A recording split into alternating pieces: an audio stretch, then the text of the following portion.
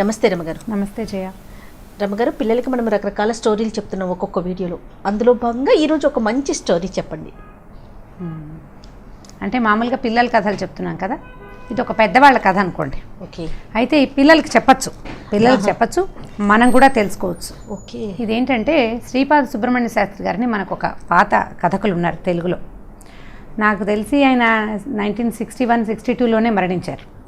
చాలా పాత కథ రచయిత. అయితే నావెల్స్ కూడా కొన్ని రాశారు. వారి కథలు చాలా అద్భుతంగా ఉంటాయి. అసలు కథ ఎంత పట్టుగా నడుస్తుందో. వారిదే చాలా ఫేమస్ కథ ఇది, వడ్లగింజలు.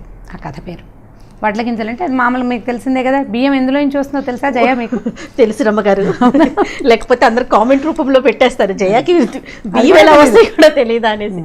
బియ్యం ఏ గింజల నుంచి వస్తుందో అవే వడ్ల గింజలదే కథ. అయితే వడ్ల గింజలకి కథ ఏమీ రిలేటెడ్ కాదు. ఇదేంటంటే ఒక శంకర్ భట్టు అనే ఒక బ్రాహ్మణ కుర్రాడి కథ. అయితే ఇతను ఏంటంటే అప్పట్లో చెస్ బాగా ఆడేవాడట. చదరంగా ఉంటారు కథలో. ఎక్కడ చెస్ అని పేరు, తెలుగు కథ, పైగా 60s కంటే ముందు కథ కదా. అప్పుడు అసలు ఇంగ్లీష్ పదాలు ఒకటి కూడా వాడలేని రోజులు అవి. అవునవును. అయితే ఈ చదరంగంలో దిట్ట ఈ అబ్బాయి చాలా బాగా ఆడగలిగేవాడు. అయితే అతను ఏంటంటే అప్పట్లో మనకి ఇంకా జమీందారీలు రాజులు వాళ్ళు ఉన్నారు. ఇది 50s 40sలో కథ అనుకుందాం. పూర్తిగా ఇవి తీసేసేయడం, జమీందారీ వ్యవస్థను తీసేయటము అవన్నీ అవ్వలేదు. అయితే ఈ ఒక వత్సవాయి వంశానికి చెందిన ఒక గజపతిలో ఆయన రాజుగారి దగ్గరికి ఒక కుర్రాడు వచ్చి, ఆయన చాలా బాగా చదరంగం ఆడేవారు రాజావారు. ఆయనతో పాటు ఆడడం కోసం ఈ కుర్రాడు ఆ ఊరు వచ్చాడు. వస్తే ఏమైందంటే అతనికి రాజాస్థానానికి వెళ్ళడానికి ఎటువంటి అవకాశము దొరకలేదు. ఎందుకంటే అతను 2 బట్టలతో వచ్చాడట. ఓ గావంసా కట్టుకున్నాడు, ఓ గావంసా పైన కప్పుకున్నాడు. అప్పట్లో చొక్కాలు వేసుకునే వాళ్ళు కాదు జయ, అంత పాత కథ అనమాట.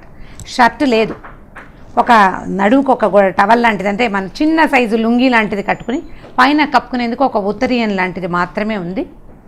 అయితే బ్రాహ్మడు కాబట్టి ఇప్పుడు చేయట్లేదు, కానీ పాత రోజుల్లో ప్రతి బ్రాహ్మణులు ప్రతి వాళ్ళు నిత్యం సంధ్యావందనం, త్రికాల సంధ్యావందనం చేసుకునేవాళ్ళు. పొద్దున, మధ్యాహ్నం, సాయంత్రం 3 సంధ్యల్లోనూ సంధ్యావందనం చేసేవాళ్ళు. చక్కగా విభూతి బొట్టు అది పెట్టుకుని కళగా బాగుంటాడు. కానీ ఇతని వేషధారణ చూస్తే రాజుగారి దగ్గరికి వచ్చేటప్పుడు కొంచెం మంచి బట్టల్లో రావాలి కదా, మనం అదే ప్రజెంటబిలిటీ ఉండాలి. ఇతనికి ఆ ప్రజెంటబిలిటీ లేదు. అతనుకున్న ప్రజెంటబిలిటీ ఏంటంటే మొహంలో ఒక వర్చెస్ ఉంది, బొట్టు పెట్టుకున్నాడు. అప్పుడు అందరూ సామాన్యంగా అందరూ విభూతి బొట్లే పెట్టుకునేవాళ్ళు. అయితే ఈ రాజుగారి దగ్గర ఒక మంత్రి ఉన్నాడు. అతను ఈ కుర్రాన్ని లోపలికి రానివ్వలేదు. అయితే ఈ రాజు దగ్గరికి వెళ్ళే అవకాశం కుదరలేదు. ఆ రోజుల్లో ఏంటంటే ప్రతి అరుగు మీద ఈ చదరంగం ఆట నడుస్తూ ఉండేది. తర్వాత అప్పట్లో సానివాడలు అవి ఉండేవి, పథకాల కదా. అక్కడ ఇళ్లల్లో కూడా చదరంగం నడిచేది. అప్పుడు ఏముంది, టీవీలు లేవు, కాలక్షేపం ఏదో ఒకటి కావాలి కదా. పచ్చీసు అవి ఆడుకునేవాళ్ళు, మనకు తెలిసిందే కదా. పచ్చీసు, దాయకట్టం ఆడడము అలాంటివి ఆడేవాళ్ళు. పేకలు కూడా ఆ రోజుకి లేవు, కార్డ్స్ ఆడడం లేదు, చదరంగమే ఆడేవాళ్ళు. చదరంగం తెలివిగల వాళ్ళ ఆట. ఈ రాజుల ఇళ్లల్లో వాకిళ్లలో అరుగులుండి పొద్దునే భోజనాలు అవి చేసేసి ఏవో చిన్నపన్న పనులు చేసుకునేవాళ్ళు. వ్యవసాయదారులు అయితే వ్యవసాయం చేసిన మధ్యాహ్నాలు ఖాళీ కదా, చదరంగం ఆడేవాళ్ళు. ఈతను ఏం చేసేవాడు, ఈ ఊళ్ళో తిరుగుతూ ఈ ఊళ్ళో నడిచెళ్తుండేవాడు. ఓ చోట చదరంగం ఆడుతూ కనపడేవాళ్ళు. వాళ్ళు ఆడుతుంటే మెల్లిగా పక్కకి వెళ్తాం, వాళ్ళ దగ్గర కూర్చోవటం. అది కాదు, ఇది పెట్టండి అని 2వ కాయ పెట్టించడం చేసేవాడు. ఎవరి పక్షాన అయితే ఇతను కూర్చున్నాడో వాడు ఖచ్చితంగా గెలిచేవాడు. మంచి తెలివితేటలున్నవాడు. అతను బాగా ఆటొచ్చు. 2 సార్లు అయ్యేసరికల్లా వీడికి ఏదో ఉపాసన ఉంది, అందుకే వీడు గెలుస్తున్నాడు అనుకున్నారు. కొద్ది రోజులు, మరో 4 రోజులు గడిచినాయి. ఈసారి ఈ మొదటి పెద్ద వీధులు కాకుండా చిన్న వీధుల్లో ఆడే ఆటల దగ్గర కుర్రాళ్ళు ఆడతారు. ఎంత పెద్ద పెద్దవాళ్ళు, రాజులిళ్లలో పెద్దవాళ్ళు. రాచవీధులు అంటే రాజుగారి కోటకి చుట్టుపక్కల ఉన్న మెయిన్ స్ట్రీట్స్ వదిలిపెట్టేసి పక్క లైన్లలోకి వెళ్ళడం మొదలుపెట్టాడు. ఈ పక్క లైన్లలో కుర్రాళ్ళు ఆడుకుంటారు చిన్నవాళ్ళు, వాళ్ళ ఆటలు కూడా సెట్ చేయటం మొదలుపెట్టాడు. ఓ 2 రోజులు గడిచేసరికల్లా వీడు యాక్టివ్గా ఉండటం, తర్వాత ఇతని ఆటలో ఉన్న చురుకుదనం 3 ఎత్తుల్లో కట్టేయటం అవతల వాళ్ళని. అది వాళ్ళు తెలుసుకున్నారన్నమాట, వీడి దగ్గర చాలా ప్రజ్ఞ ఉందని. అతను కూడా తిరగటం మొదలుపెట్టారు. అప్పటిదాకా అతనికి ఒక గావంచాను, పైన ఒక గావంచా, కింద ఒక గావంచా మాత్రమే ఉన్నాయని చెప్పామా. పూటకోళ్ళ ఇంట్లో ఎవరో ఒక వేదరాజు పెద్దమ్మ ఇంట్లో భోజనం చేసేవాడు. వీళ్ళు మా ఇంట్లో భోజనం అని వీళ్ళందరూ తలా ఒక పూట అతన్ని భోజనానికి తీసుకెళ్ళేవాడు. ఈ భోజనానికి తీసుకెళ్లిన కుర్రాళ్లలో ఒకడికి సాని వీధులు అంటే ఆడవాళ్ళు ఉండే ఒక లైన్లో మంచి ఫ్రెండ్స్ ఉన్నారు. అక్కడ బాగా ఆట జరుగుతుందండి, మనం అక్కడికి వెళ్దామని ఒకరోజు ఇతన్ని అక్కడికి తీసుకెళ్ళాడు. కానీ డ్రెస్ మార్చుకోవడానికి ఒప్పుకోలే అతను. ఓకే. నాకు ఇదే భోజనం పెడుతున్నారు కానీ మీరు నేను దుస్తులు ఎలా మారుతాయి, నాకు అంత ఏం రాలేదని బట్టలు మార్చుకోవడానికి ఇష్టపడలా. ఆ వీధికి తీసుకెళ్ళాడు. వీధికి తీసుకెళ్తే ఆ వీధిలో ఉన్న ఒక అమ్మాయి దగ్గరికి రాజుగారి మేనలుడు, వాడు కూడా మంచి ప్రచండమైన ఆటగాడిగా పేరుంది అతను కూడా, అక్కడికి వెళ్ళారు. తీసుకెళ్ళేసరికల్లా ఆ కుర్రాడు వస్తాడు అక్కడికి. ఈ లోపల వీళ్ళు చదరంగం బల్ల సెట్ చేసుకున్నారు. ఆయన ఆటని ఆయన ప్రతిసారి ఆయన గెలిచేవాడు, ఈ అమ్మాయి ఓడిపోయేది. ఈ అమ్మాయి తలు పక్కన నుంచుని ఇతను ఆ అమ్మాయికి ఆట ఎలా కట్టాలో చెప్పాడు. 3 ఎత్తుల్లో రాజుగారి మేనల్లుడు ఓడిపోయాడు. ఆయన ఆశ్చర్యపోయాడు. ఎలా చేసావు నువ్వు, ఎప్పుడు నువ్వు ఓడిపోతావు, ఈసారి ఎలా గెలిచావంటే నాకు ఒక తాయెత్తు దొరికిందని చెప్తుందన్నమాట. ఇలా ప్రతి లైన్లో ఎక్కడెక్కడ చదరంగం ఆడతారో వాళ్ళందరినీ పట్టుకున్నాడు ఇతను. అయిన తర్వాత ఏం చేశారు, వీళ్ళు ఈ కుర్రాళ్ళల్లో కొంతమంది, మీరు మాతోటి చిన్న చిన్న వాళ్ళతో ఆడడం ఏంటండి, రాజావారు అద్భుతమైన ఆటగాడు చదరంగంలో, ఆయన కొట్టేవాడు లేడు ఈ పరగణాల్లో, కాబట్టి మీరు రాజుగారితో ఆడాలన్నారు. అప్పుడు ఇతను ఏం చెప్పాడంటే, నేను వెళ్ళాను, మంత్రి నాకు ప్రవేశం ఇవ్వలేదు, రాజు దగ్గరికి వచ్చేటప్పుడు మంచి బట్టల్లో రావాలి, ఏదైనా పట్టుకురావాలి రాజుగారికి బహుమతిగా ఇవ్వడానికి, ఓ పండో ఫలమో తేవాలి, ఇతని దగ్గర ఏమీ లేవు. దాంతో నేను ఏమి తీసుకురాకపోయేసరికల్లా ఇలా అన్నాడు. అదేమిటి, విద్య ఎవరి దగ్గర ఉంటే వాడు వెళ్ళాలి రాజు దగ్గరికి, వస్తువులు పట్టుకొచ్చేవాడు బట్టలతోటి వాడి విద్యని గణించడానికి వీల్లేదు కదా. వాడి తెలివితేటలు ఉంటే డబ్బులు కనపడతాయి బట్టల వల్ల, విద్య ఎలా కనపడుతుంది? విద్య కానీ విజ్ఞానం కానీ వ్యక్తుల్లో ఉంటాయి. అది వాడి మాటల వల్ల, వాడి జస్టిస్, వాడి ప్రవర్తన వల్ల బయటపడాల్సిందే కానీ పైన కనబడే వేషం వల్ల కానే కాదు. అందంగా అలంకరించుకుని చక్కగా హ్యాండ్సమ్గా కనపడే ఆడవాళ్ళకి కానీ మగవాళ్ళకి కానీ మీరు చదువు వచ్చని, బాగా మాట్లాడతారని, బాగా విద్య ఉందని మనం అనుకోలేం. అందరికీ ఎలా ఉంటుంది, నోరు ధర్మగానే తెలిసిపోతుంది వాళ్ళ సంగతి ఏంటో. ఇప్పుడు ఇతను మాట్లాడంగానే ఇతను వర్క్ చేస్తూ తెలుస్తోంది, అండ్ మాట్లాడగలిగే అతను మాట్లాడే విధానాన్ని బట్టి తెలుసుకోవాలి మంత్రి, ఆయన తెలుసుకోలేకపోయాడు. అయితే ఈ కుర్రాళ్ళు ఏం చేశారంటే, మనం రాజు దగ్గరికి వెళ్ళడానికి సులువైన మార్గం ఉంది, ఈ మేనల్లుడు ఓడిపోయాడు కదా, అతన్ని పట్టుకుందామని అతని ద్వారా ఈ శంకర భట్టుని అక్కడికి ప్రవేశపెట్టారు రాజుగారి దగ్గరికి. సరే ఆట మొదలు పెట్టేసరికల్లా రాజుగారికి అర్థమైంది, ఎదురుగుండా ఉన్నవాడు చాలా టఫ్ ఆటగాడు, అంత సులువు కాదు. అయితే ఒక ఏనుగుని కదపటం అనే ఎత్తు దగ్గర ఆట ఆగిపోయింది.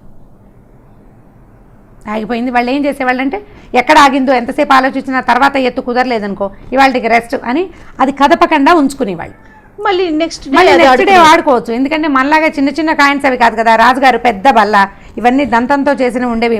ఈ ముందు ఉండే భటులు, తర్వాత ఉండే ఏనుగులు, గుర్రాలు, రాజు రాణి, రాజు మంత్రి ఉంటారు కదా, ఇవన్నీ కూడా దంతంతో చేసినవి పెద్ద పెద్దవి.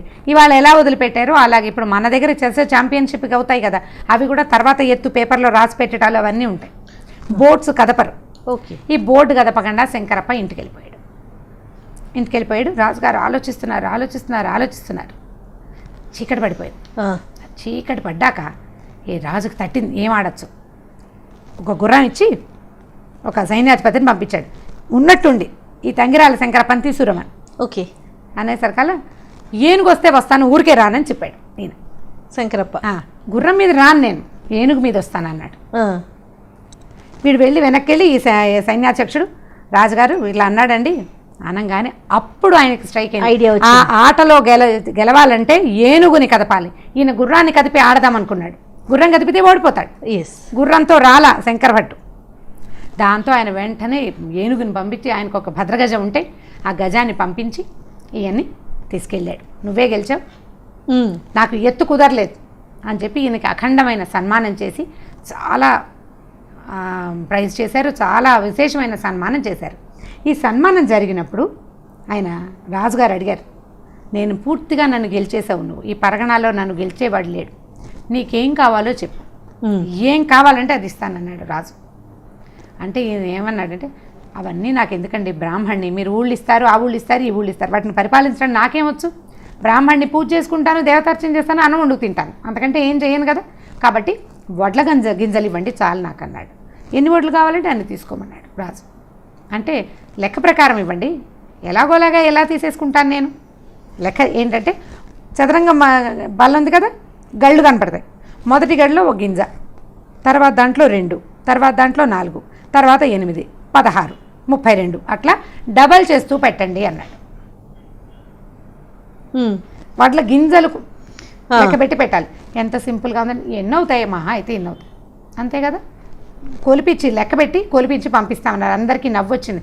ఏమిటి పిచ్చి బ్రాహ్మడు, రాజుగారు ఒక ఊరు ఇస్తాడేమో, చక్కగా ఓ అగ్రహారమో 2 అగ్రహారాలు ఆయన ఒకటి ఇవ్వాలనుకున్నాడు, 2 అడిగితే ఇచ్చేవాడు. వడ్ల గింజలు అడిగాడు. ఏమిట్రా వీడి తెలివి, వీడేదో అఖండమైన తెలివితేటలు ఉన్నవాడని అనుకున్నాం మనము. ఇంత ఆటగాడంటే వాడికి చాలా తెలివి. చదరంగా మాడడం అంటేనే బ్రెయిన్ షార్ప్ అని అర్థం. అవును, చిన్న పన్న ఆటగాళ్ళకే షార్ప్గా ఉంటుంది. ఈ రాజుగారినే ఓడించగలిగిన ధీశాలకి ఇంకా బోల్డంత ఉండాలి. దాంతో అందరూ నవ్వుకున్నారు. చీకటి పడే వేళకి ఈ లెక్క పెట్టాలి కదా, మర్నాడు అనమాట లెక్క పెట్టేవాళ్ళు రాజుగారి దగ్గరికి వచ్చినప్పటికీ దిగాలుగా మొహాలు వేసుకుని ఉత్తరీయాలు భుజాల మీద ఉండాల్సిన ఉత్తరీయాలు నెత్తి మీద ఉన్నాయి వాళ్ళకి.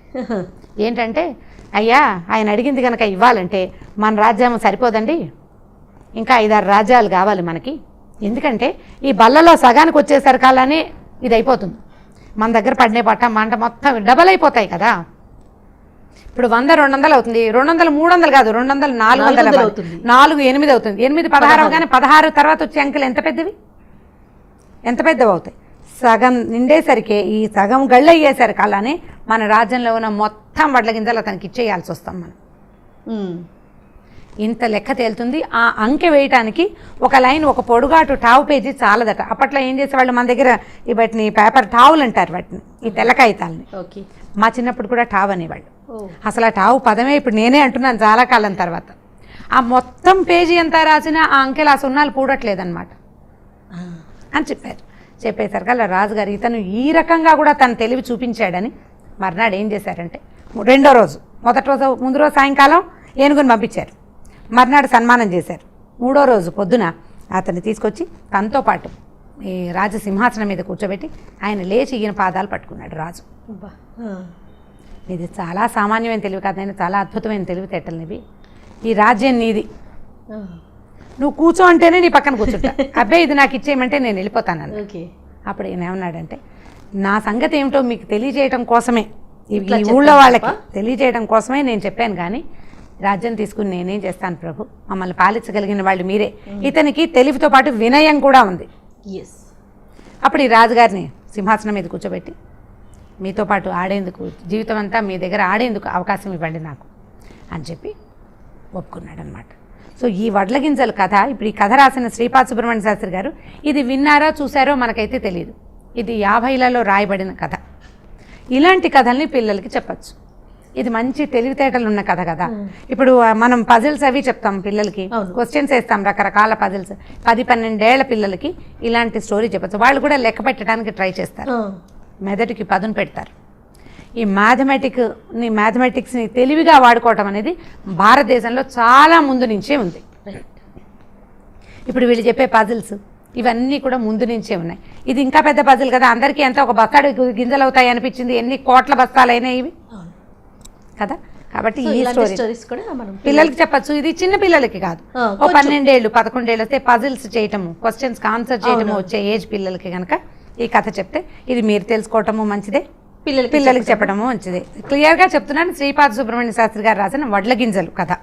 ఇది తెలుగు మామూలు ఇలా నేను మాట్లాడుతున్న తెలుగులో ఉండదు, కొద్దిగా పాతకాలపు భాష, పూర్తి గ్రాంధికం కాదు, పాతకాలపు బ్రాహ్మణ భాష. అర్థమైన వాళ్ళు, తెలుగు వచ్చిన వాళ్ళు, చాలా మందికి తెలుగు రాకపోవచ్చు, వచ్చిన వాళ్ళు చక్కగా చదువుకుంటే అలాంటి కథలు చాలా ఉన్నాయి. సుబ్రహ్మణ్య శాస్త్రి గారు నాకు ఫేవరెట్ రైటర్స్లో ఆయన ఒకరు. మనము రాబో వీడియోలో సుబ్రహ్మణ్య శాస్త్రి గారి స్టోరీస్ కథలు ఇంకేమైనా 1-2 మనం చెప్పుకోవచ్చు. ఇది పిల్లలకి చెప్పడానికి యూజ్ అవుతుంది. రైట్ రమ్మగారు, థ్యాంక్ యూ సో మచ్ రమ్మగారు. ఓకే జయ. ఈ వీడియో కనుక మీకు నచ్చినట్లయితే లైక్ చేయండి, షేర్ చేయండి. మరిన్ని వీడియోస్ కోసం మా ఛానల్ని సబ్స్క్రైబ్ చేసుకోండి.